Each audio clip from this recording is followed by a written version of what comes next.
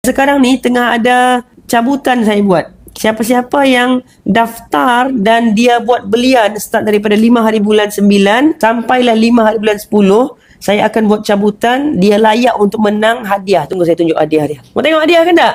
Okay, saya ada satu hadiah limited edition tuan-puan. Satu je lah. Tapi mana tahu tuan-puan menang, tak rugi pun. Sebabnya tuan-puan punya Grab emas bertambah. Tada! Apa ni? 1 gram edisi Merdeka. Siapa rasa cantik? Komen cantiknya. Macam mana mau keluarkan ni? Tuan-tuan tengok ni.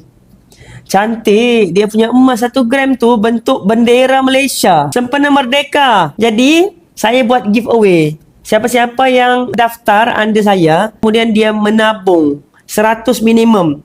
Sekali pun tak apa. Anytime between 5 hari bulan 9 sampai 5 hari bulan 10, tuan-puan layak menang 1 gram emas yang harga dia 500 lebih tuan-puan. Dan emas ni kalau saya bagi duit 500, tuan-puan peram simpan, boleh jadi habis, bocor. Nilai dia makin jatuh.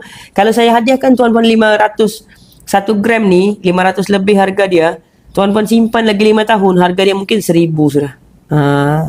Jadi siapa-siapa berminat untuk join tim saya, isi beg biru, nanti saya guide. Okay, ini hanyalah reward suka-suka happy-happy ya tuan-puan. Yang lebih penting adalah duduk dalam tim saya, insya-Allah tuan-puan punya kewangan grow. Insya-Allah. Dengan syarat tuan-puan ada keinginan untuk berubah dan perbaiki kewangan lah.